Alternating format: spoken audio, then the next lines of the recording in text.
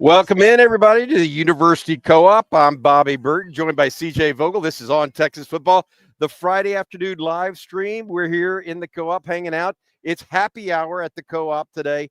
Go on upstairs. We have some ladies right here in front of us partaking right now. We have had some Kentucky fans already stop by, come into town, say hello. They're from Louisville. They were full of blue and white, CJ, but they were taking out some burnt orange from here at the Co-op as well. CJ, you and I, we got to talk about this Kentucky game coming up. A lot of Longhorn news as it relates to that. Injury report, some updates as far as that is concerned. We also have a number of recruiting issues to touch on today. Our Jerry Hamilton out and about this afternoon, actually over at Michael Terry School at Alamo Heights earlier. We'll talk a little bit about that, as well as some other news and notes that we've got. But, CJ, I want to start now. Longhorns hosting the Kentucky Wildcats.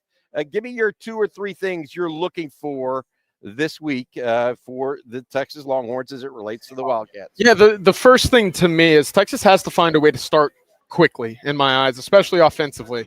You start looking around, and we've made the note throughout the week. Kentucky defensively doesn't allow many points in the first quarters of ball games, and again, that's kind of been the recipe for Texas over the last few weeks. Get out strong. Don't allow a team that is focused on running the clock, owning the time of possession, to stick around and to allow them to stick to their game plan. I think is kind of the big key for me. You know, it was the point against Vanderbilt, against Arkansas. You wanted these teams to sit back, throw the ball, and force the Texas edge rushers or force the opposing tackles to deal with those Texas edge rushers. I think that's very much the key, again, for the Longhorns on Saturday.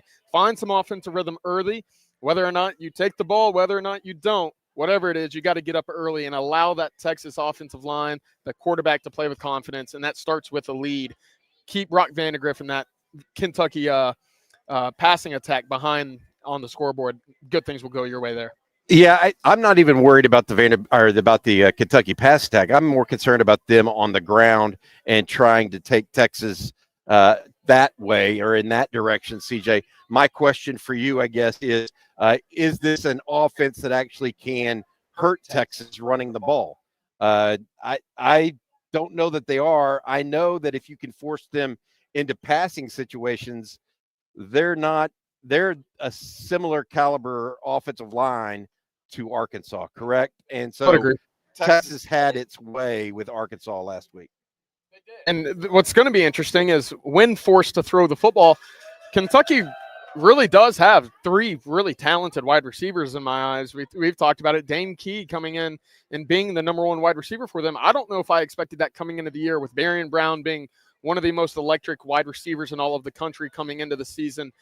Jay Macklin had 1,000 yards, 900 yards, whatever it might have been, at North Texas, made the leap up and is now their third option. They're going to have guys that can create separation down the field in my eyes.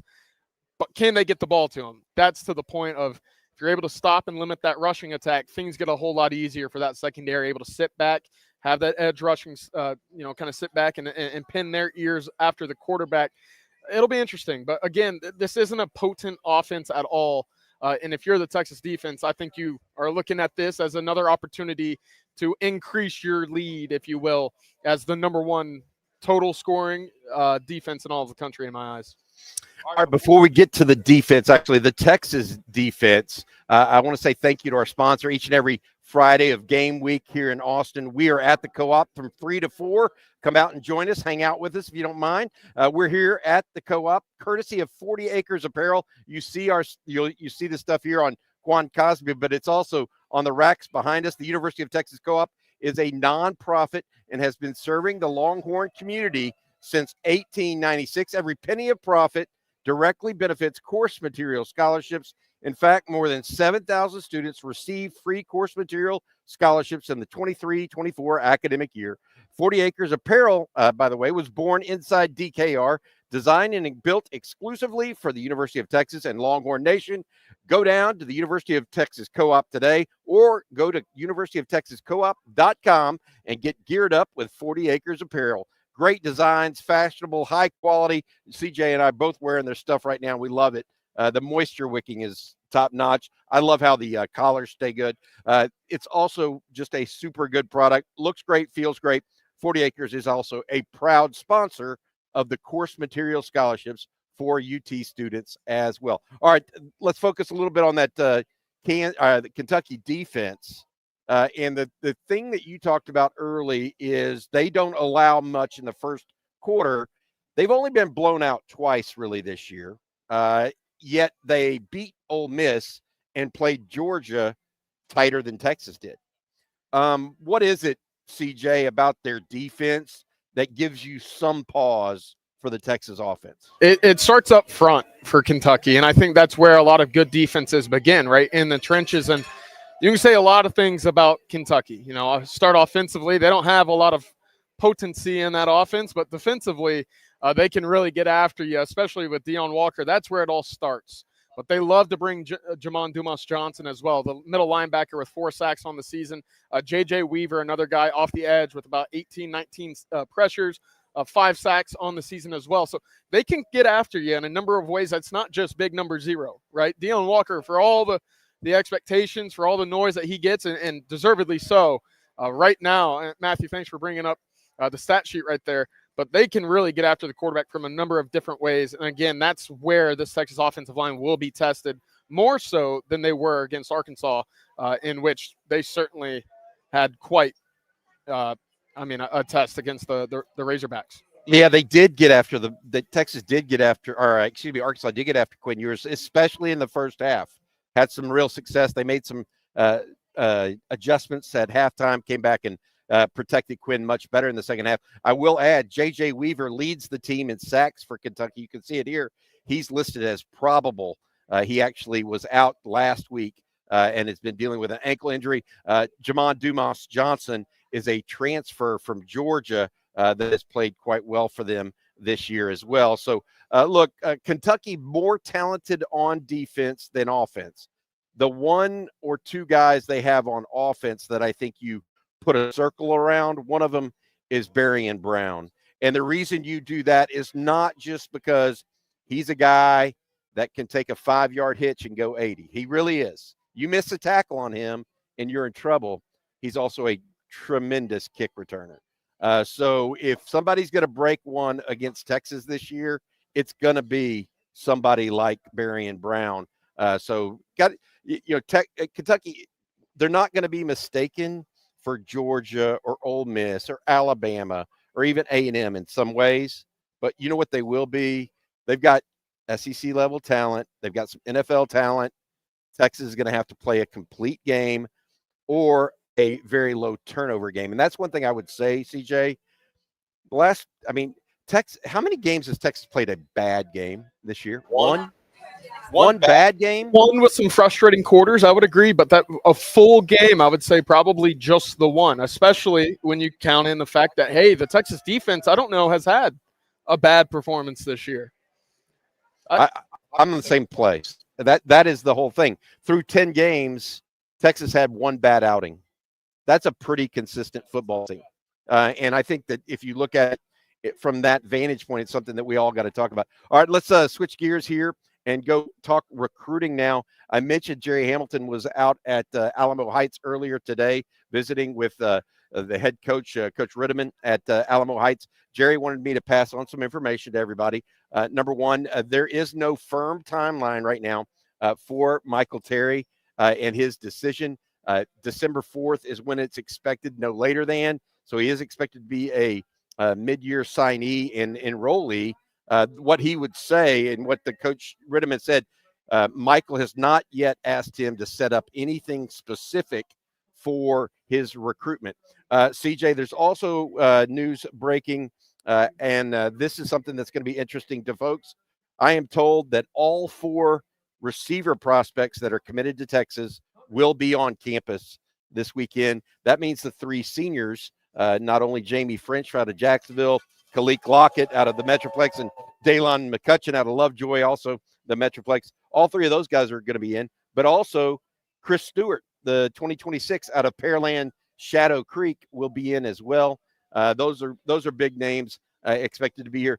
You also had some news on offensive line recruits for 2026. Now that we're starting to look at those guys, expected to be on campus this weekend as well. We'll start with Zayden Crimpen out of Prosper, a really talented. Ooh, we'll pause for the. Oh, wait a minute. There we go. We got the band playing right outside the co-op, so we'll sit and wait on this recruiting news just a little bit, Bobby. I hope you folks at home are enjoying it. Look at that. That's good stuff right there. Not too bad of an interruption, I'll add. They're playing just for you. We got to be standing up. I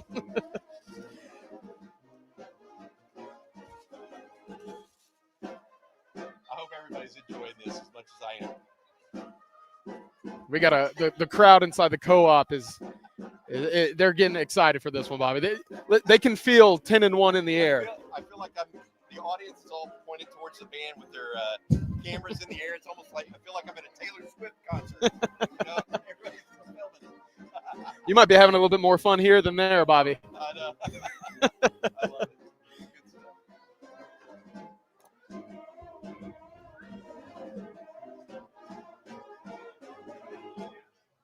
All right. I don't know if y'all could hear that entire rendition or not. We had to wait for that to finish because that was too good. Good stuff there by the University of Texas Longhorn Band as well. Finish up what you were saying about the offensive line. Before I was pleasantly interrupted there, Bobby, I'll add that. Go ahead and play through it. Zayden Crimpen out of Prosper will be on campus. Offensive lineman out of Prosper. Really talented. Texas and him have been talking quite a bit. He talks to Jake Majors. He talks to Kyle Flood, Darren Gatewood on the Texas staff. So he's familiar. He trains also with Daniel Cruz in the DFW area. So a lot of connections right now pointing to the Longhorns. Right now all about building and constructing some of that relationship a little bit more. This will be his second time on campus. First time was for the Georgia game. Aside from him, sticking up in the DFW area is Max Wright. He was offered the pool bash in late July. 6'7" offensive lineman, new to the offensive tackle position at Melissa. Really interesting prospect. Received that offer in the summer and will be one to watch moving forward with his development. And then Nick Robertson, someone that Jerry Hamilton has mentioned several times on Texas Football. That's a guy Texas likes a whole lot out of Klein, Texas. Big body offensive lineman, projects as a guard at the next level. He does have a committable offer, we believe, and as someone that Texas fans should be keeping a close eye on moving forward. All right, hey, good stuff. The Nicholas Robertson, I am told, has a committable offer and may be a guy for us to watch out for. Not necessarily today or not necessarily tomorrow, but someone that is absolutely in there. All right, we're going to get to y'all's questions, comments, everything that y'all want to talk about this afternoon. Feel free. We've got also time to talk a little bit more recruiting. The next piece we're going to talk about is something that's going on over at LSU and how that might impact Texas, whether it's through directly with a guy like Cade Phillips, the defensive back out of Hightower, who's committed to LSU but visiting Texas this weekend, or other guys that it might spill to maybe other teams like, I don't know, LSU going to Florida. Naheem offered the defensive back, or DJ Pickett, defensive back at Florida this weekend, CJ, him as well. That could actually push some LSU commitments to look at Texas a little bit more, that sort of thing. So I tell you what, that is a couple of things that's going on. We are concerned somewhat about two kids in the state of Florida that are visiting Florida for the Ole Miss game. Kellen Wiley, a linebacker out of Tampa. And then also we have another one, and that is Myron Charles, a big defensive lineman out of Port Charlotte that's been committed to Texas for quite some time. They'll both be at Florida for the Ole Miss game this weekend. Yeah, it's going to be a close fight. Florida's making things very interesting, and they're making it a point, Bobby. They want Florida kids to stay in Florida, right? That's their big point. Texas would do the exact same and has been doing the exact same for some of these top prospects, at least making sure that they're doing their absolute best to give themselves a shot. That's what you're seeing right now with Florida. Myron Charles is going to be really interesting. Of course, that was a big win for Texas when they were able to flip him into the class. You're looking at a really talented defensive line duo with Josiah Sharma and Myron Charles. What else can you add to them if you're able to keep the both? That's what Kenny Baker and Steve Sarkisian are tasked with for the next 2 weeks. But I will add, and you mentioned it earlier, Jamie French making it back to campus. Very important, because guess where he was at last week? Florida. Guess who's making it very difficult for him? Florida and Miami. So, again, Florida schools don't like seeing their talent walk out of the state, but for him to be back on campus in Austin, very important for the Longhorns right there as well. Also, Kellen Wiley, you mentioned him as well. I think we both feel pretty good about where Texas is, especially having come in pretty late in that recruitment. But to the point, the current theme right now, Florida's not making life very easy for the Longhorns to come into the Sunshine State and take some of their top talent. All right, we're going to go and talk to folks about this on the chat line here. Let's start with Colin Davis. This is something that we should remind people about and tell them thank you, by the way. Carl Davis, what time should we be in our seats to catch the whole senior ceremony pregame? Very legitimate question. We do know that there are at least 9 starters that are seniors that are going to be out there saying their final farewell pregame. We believe that'll start around 30 to 45 minutes before the game. There will be pieces of it that'll last until about 15 minutes before the game or 10 minutes before the game. But guys like Jade Barron, Gunnar Helm, Barron Sorrell, Alfred Collins, Bert Auburn, Vernon Broughton, I mentioned Jade Barron, Andrew Makuba, all those guys be playing their most likely their last game at DKR, CJ.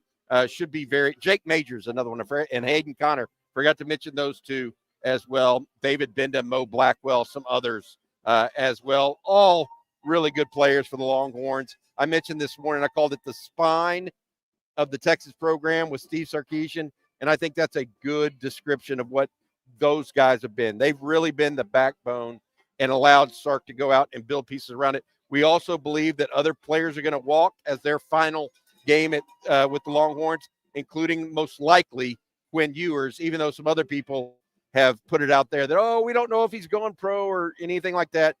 As we mentioned this morning on Coffee and Football, we're not going to manufacture drama.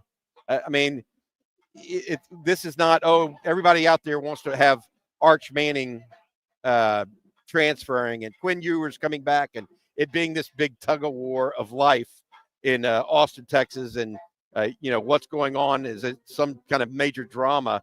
But really, there's no drama here. Everybody that I've talked to expects Quinn Ewers this to be his last home game at the University of Texas. And to Colin's point, let's make sure we send him out the right way. Absolutely. And this is only right?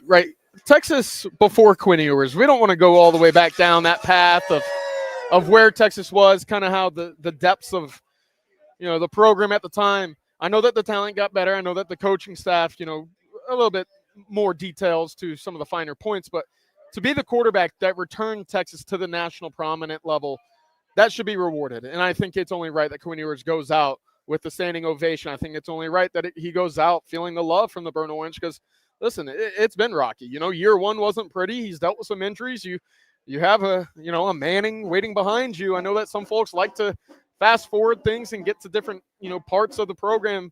But, hey, enjoy the moment. I think that's what Steve Sarkisian said on Thursday as well. Be where your feet are, right? Enjoy what the process was like to get to where you are currently. And for Texas fans, you're not sitting at 10-1 or 9-1, excuse me. You're not sitting off of a season where you were a top 4 team in the country without Quinn Ewers. And I think he deserves that love and gratitude on Saturday.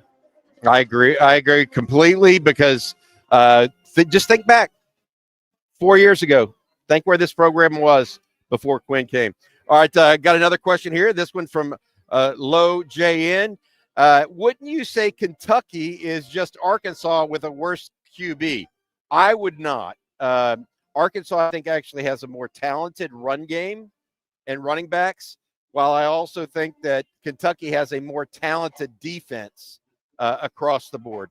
Kentucky has 2 or 3 guys that are going to be, top 3 round picks, maybe including one that's a first rounder, and DeLon Walker, the defensive lineman. I think Kentucky much more talented on defense. Arkansas more talented in the run game on offense. I wanted to ask you this. How far off am I in kind of assuming or making the comparison? Kentucky has higher end talent, but very similar to that of Iowa State in the Big 12. Coached well, play hard in the trenches. You don't see them ever really getting blown out too much. Everything's kind of a game in which it's brought down to their style of play.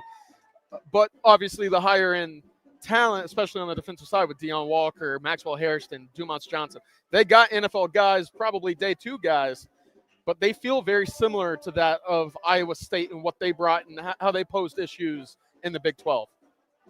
Decent comparison.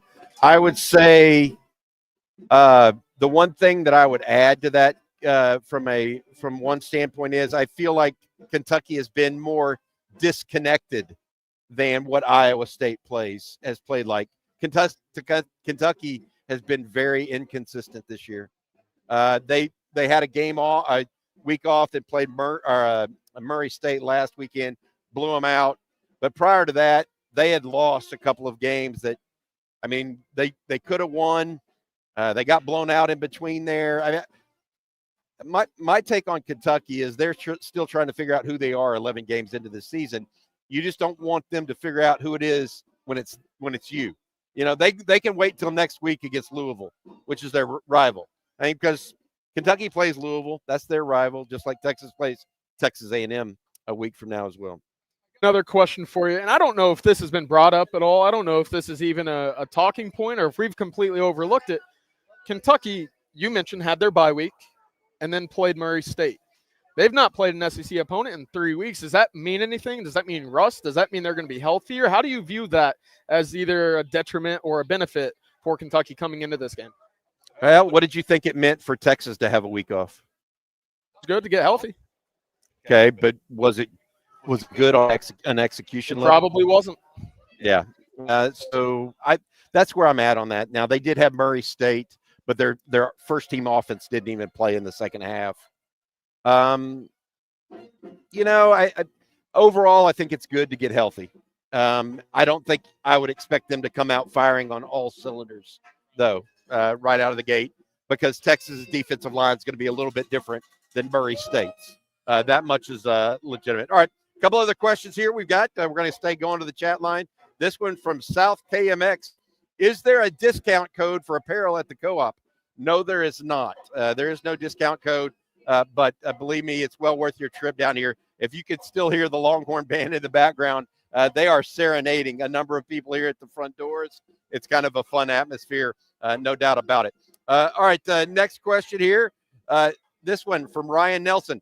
Does CJ Bobby, does this Myron Charles recruitment feel like DeAndre Robinson's recruitment a year ago?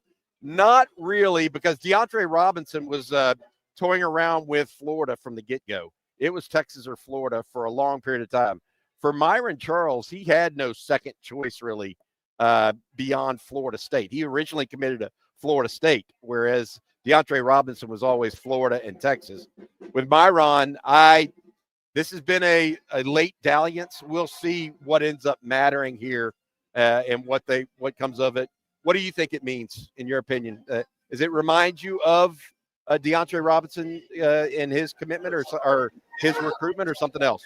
Maybe to the extent that there's late interest in the homeschool state, right? But to the point, and kind of on the opposite side there, you don't necessarily have a coaching change going for DeAndre Robinson the way that, Bo Davis gets up, departs for LSU, and you're sitting there thinking, okay, how many other defensive linemen are departing? That's not the case. Kenny Baker right now isn't up in the air about departing from the Longhorns. He's not finding another job. That, to me, is where you see the disconnect between the two recruitments, despite visits to the homeschool late in the cycle.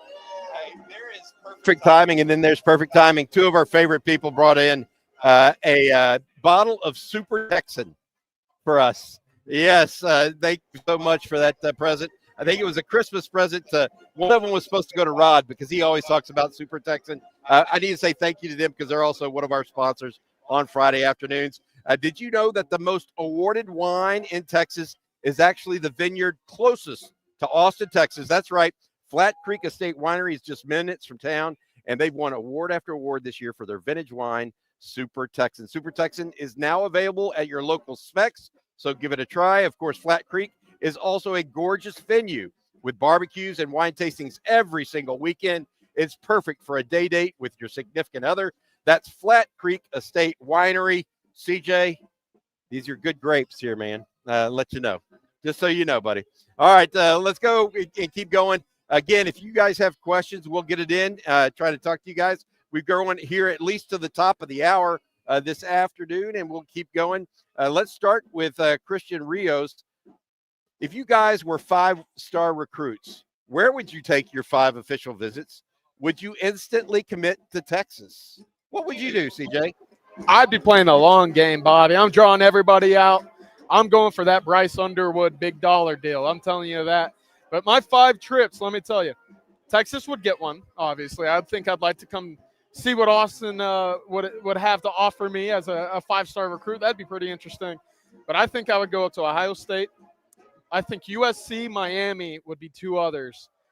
And then I think it's hard to say no to Alabama still, even with no Nick Saban. Go see what Tuscaloosa has to offer. A 6th one, if I could, Oregon. How could you not? I think that's an interesting one. What do you mean? What do you mean? Have you been to Tuscaloosa? I mean, no, but I see the talent that Alabama has on and off the field, and I'm thinking, okay. Oh, easy. Oh my goodness. Okay. So Texas would definitely be one of mine, and I'll tell you why. I had such a great experience here as a student, just as a regular Joe student. I can't imagine being a 5-star and being on campus. That would be phenomenal. I always said, and this goes back, 50 years ago or 35 years ago when I was this age, I would have probably gone to Hawaii. But now in my older age, I probably wouldn't do it anymore because I wouldn't want the plane hangover. Like your age, you could probably still handle the plane hangover and go hang out on the beach. Me, a cup of this, and you're taking a nap on the flight, Bobby. Yeah, I'm a little different in that direction. So that was me. I think that I think there's something to be said for a USC and maybe a UCLA. UCLA more so than USC for me. It's closer to the ocean. I'm trying to think who else I might go see. Maybe Tulane. Maybe Tulane if I wanted to party. That would be more because I'd already know I'm going to Texas, so I'm just looking to go party. I think Washington would be a fun school to officially visit. I think it's right on the water. You got the lakes, you got the Pacific Northwest up there. Depending on the weather, that might be a beautiful trip. In the time that you go in the fall, ooh, sign me up. The fall in the state of Washington sucks. So I lived there for 2 years. It was good. For the weather in Washington, state of Washington, there is no place that can beat it from mid-April until mid-September. When it gets to October 1, there is nothing but doom and gloom the whole way home. I'm telling you, I'm being honest. And people that are from there, I know somebody on our chat lives in Bothell, Washington. They will agree with me. The gloom that you see on TV from those games at Washington in October and November and December, that does not lift until mid-April. I bet they're very happy that official visit window is moved to the summer. Yes. Very much how the Iowa States don't let official visitors fly in during the day, right? Because they don't want everybody to see the cornfields and how there's nothing out there. Washington's probably very happy that these officials are taking place when it's at its prettiest during the summer, the calendar year. Yes, I hear you. I'm just saying. I've lived up there for a year and a half almost. That was it. This one from David Keith Williams. Would you surmise that Nathaniel Boateng's last hour decision not to visit Texas this week is basically a certainty that Kellen Wiley will ultimately commit to Texas? Jerry and I went over this a lot. Okay. Boateng has not been a priority for Texas. He wanted to come in a couple of weeks ago. They pushed him back. They didn't bring it. They decided not to bring him in this weekend. So I understand that he's got a lot of offers elsewhere, but he was not a priority for Texas. And it's hard to tell folks that if they hear him and see him up top on all these recruiting lists. Oh, he must be great. Texas must want him. Just telling you how coaches see recruits and how we see recruits are often two different things, CJ. On top of that, the word certainty, I wouldn't use that necessarily. Of course, we've talked about it. Wiley also going to be in Gainesville this weekend to visit Florida. So while we feel comfortable about where Texas is sitting at the moment, you never know until a verbal commitment is made, which I would expect fairly soon. He has hinted at being ready to make a decision. Of course, right now, we'll see what that decision entails after this trip to Gainesville this weekend. All right, let's stay on the recruiting topics. We got a few of them here. This is great stuff. Mike Bass. Guys, haven't heard any recent news on Nick Townsend. Is he coming in this weekend and still going to College Station next week?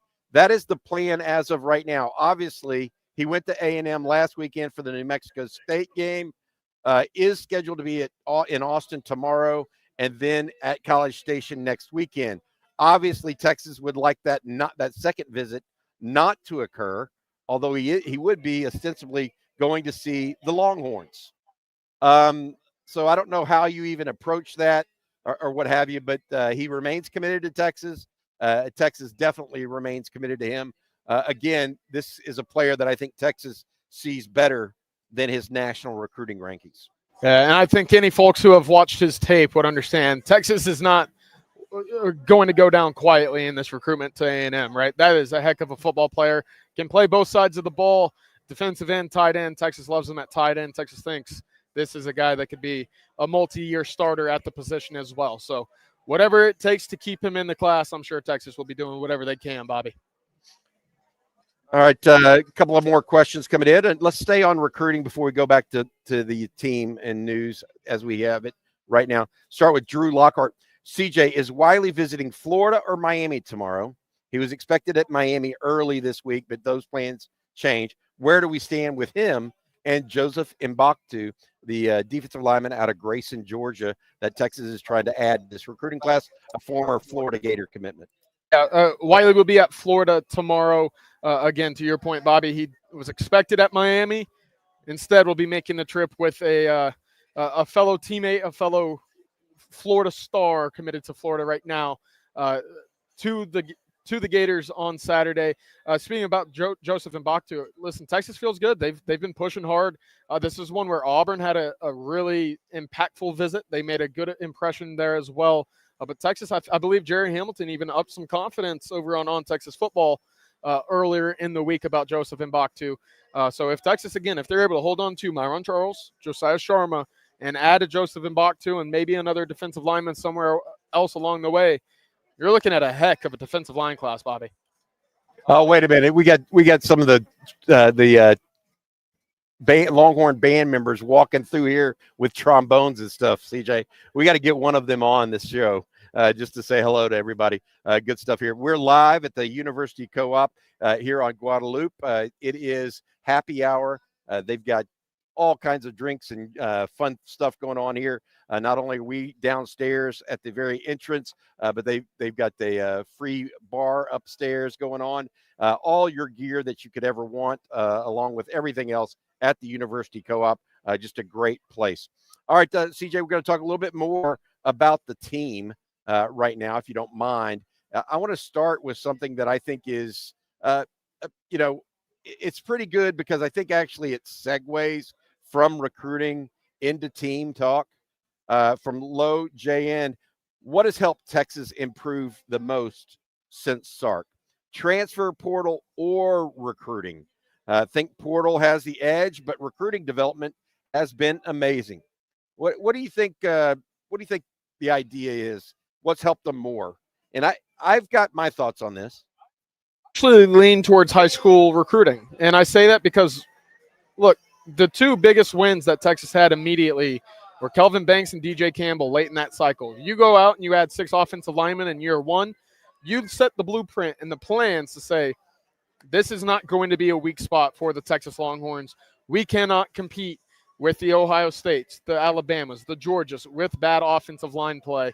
Texas made that very clear from the start, and they've been tremendous in making sure that their high school recruiting development and identification of top prospects on the offensive line has been superb. That, to me, has been the biggest change from previous regimes at Texas and really just previous teams at Texas.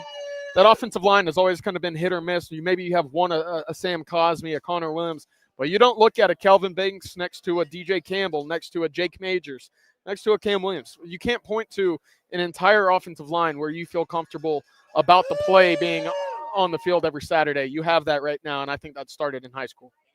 Let me ask you this. Where's this team without Quinn Ewers, who's a transfer portal guy? Where's this team without an Adonai Mitchell a year ago or an Isaiah Bond this year, Andrew Makuba? Here's what I would say. I absolutely am going to agree with CJ. It is high school recruiting that's turned this program around. but the impact that the portal has had is undeniable.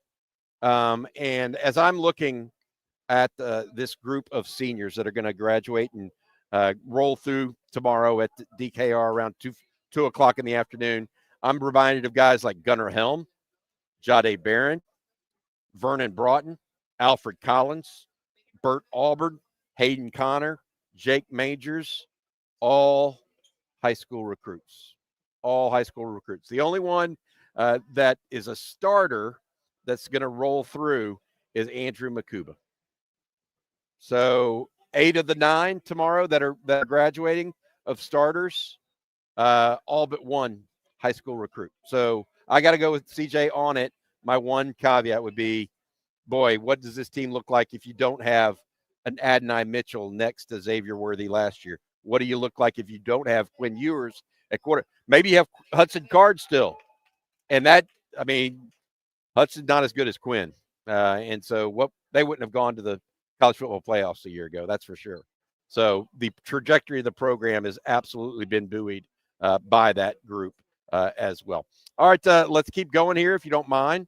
And we'll talk a little bit more about the Longhorns. CJ, one of the things that I thought was very interesting was whether or not Kentucky's development at quarterback has been something that's held them back this year. Do you feel like that's the case?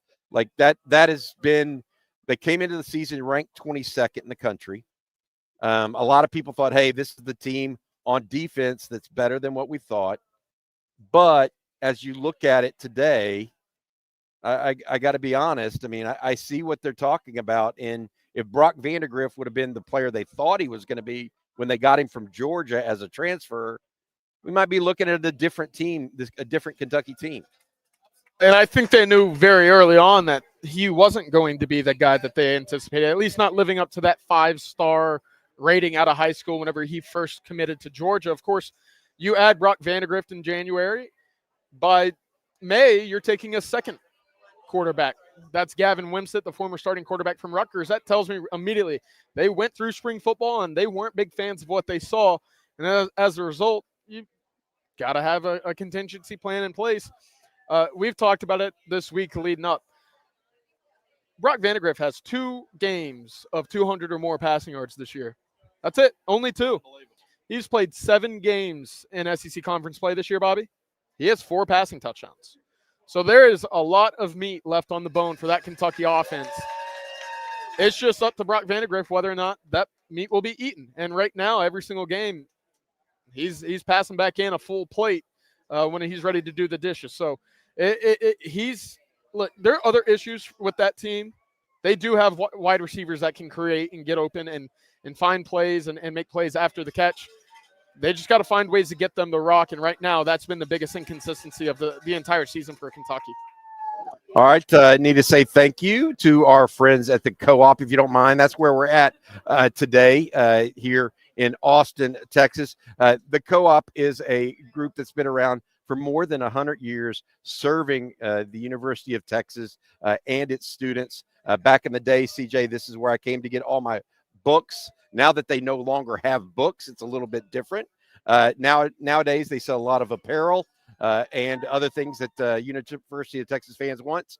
That's where we're at today, courtesy of 40 Acres Apparel. The University of Texas Co-op is a nonprofit and has been serving the Longhorn community since 1896. Every penny of profit directly benefits course material scholarships. In fact, more than 7,000 students receive free course material scholarships in the 23-24 academic year. Every time y'all hear a bell ring in the background, a cowbell, that's actually a donation being made to the course material scholarships by fans and former students of the University of Texas. 40 Acres Apparel was born inside DKR. That's the stuff that the gear that CJ and I are wearing right now, designed and built exclusively for the University of Texas and Longhorn Nation. Go down to the University of Texas Co-op or go to universityoftexascoop.com and get geared up with 40 Acres Apparel. Great designs, fashionable, high quality, SPF 50 moisture wicking. Just a super good product. Looks great, feels great. 40 Acres is also a proud sponsor of that course material scholarship for UT students. They're all given back here to everyone as well. All right, CJ, we've got about 10 more minutes here before we let folks go on this Friday afternoon live stream. Your final thoughts on this game coming up against the Kentucky Wildcats? Look, it's senior day. It's one to celebrate the guys that have helped return Texas to the national level. I hope every senior that walks, everybody that is, feeling the love from Longhorn Nation on Saturday, because they deserve it, right? Whether they contribute, whether or not it's their first year, this is something that should be celebrated. But on the field, in terms of the play itself, I just want to find some offensive consistency. I don't know if it's with Quinn Ewers. I don't know if it's the run game. I don't know if it's neither. But something has to come out and at least say, this is who we are. Because right now, I think it's kind of a coin flip on what Texas offense you're going to see. And that's not something that you can rely on in the college football playoff against Texas A&M. Whatever the bigger challenges that await the Longhorns are, you have to have some sort of identity on offense. You can say the defense is the strength, and I wholeheartedly agree with that with this football team. But offensively, there's got to be some sort of identity moving forward, and I hope that we see a little bit of a glimpse of that against Kentucky on Saturday. Absolutely. Look, I want them to continue to be a strong team all the way through. I think the consistency Texas has shown is one of the reasons why they are 9-1. Like I said, they have only had one bad game this year, right? One. They've had bad quarters. The first quarter against OU was a bad quarter, CJ, right? There were times against Mississippi State. Maybe the first quarter wasn't ideal, but they've been consistent enough. You tell me. I mean, look, Georgia's had more inconsistency than Texas this year. Ole Miss has been more inconsistent. Tennessee's been more inconsistent. A&M's been more inconsistent. The one thing that Texas can go back on is they've been fairly good. Maybe it's because of the defense. Defense travels and harder to move the ball on them. I think that Texas has to break through a little bit on offense, get some big plays. If they get out to a lead, that is where Kentucky just doesn't want to try to come from behind. That changes the calculus for them. No, they absolutely cannot. And to your point, the one identity that I know of Quinn Ewers right now, Bobby, he makes good decisions with the football. I know that he has 6 interceptions on the year, but how many have been tipped? Knock on wood. All right. There you go. But think about how many have been tipped, right? Not often are you seeing balls put in harm's way of 2 or 3 defenders that can make the play on the football, right?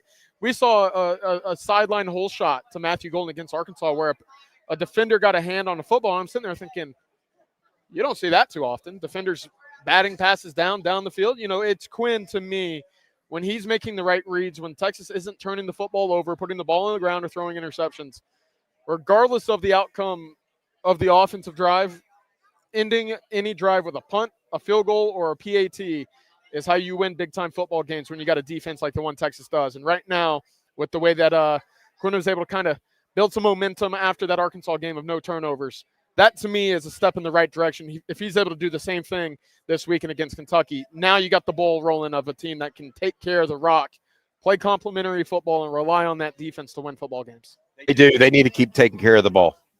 To your point, CJ, they take care of the ball, Texas is going to win this game. No, take care of the ball, play good special teams, Texas wins this football game. All year long, Texas is not every game have they taken care of the ball. They didn't against Georgia. But the most turnovers I think they've had other than that is 2 in a game. To your point, Quinn's taken relatively good care of the ball, particularly like he's had some vicious sacks. I think he's only got 1 real sack fumble, right? I mean, they do that, Texas is going to win this game. They don't do that, and all of a sudden Texas finds itself in a battle. No doubt about it, right? And that's where we get concerned about where Texas might end up with this game tomorrow. That being said, game starts at 2:30. It's on ABC. It is the game immediately following Ole Miss as well as Florida. Ole Miss at Florida. Ole Miss 10-point favorites. Texas, by the way, CJ, you and I have talked about this. Texas 21-point favorites against Kentucky. I don't know that I buy that that's going to happen and work out for the Longhorns that direction. We've talked a little bit about that as well. All right, we have a couple of more questions coming in that we'll get to right now before we get going here.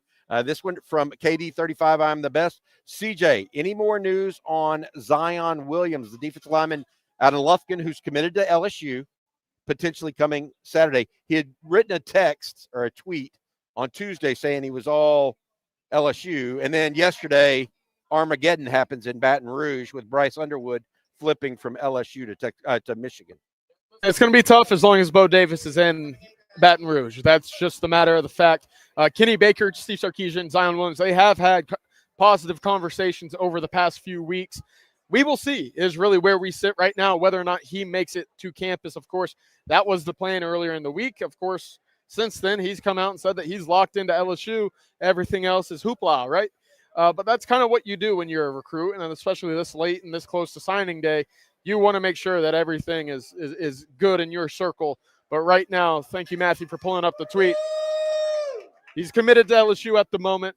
Right now, it's kind of a wait and see. But I believe earlier in the week, and we've talked to Jerry Hamilton about this, Bobby, it felt like the odds were maybe a tick higher than 50-50 to come in to Austin this weekend.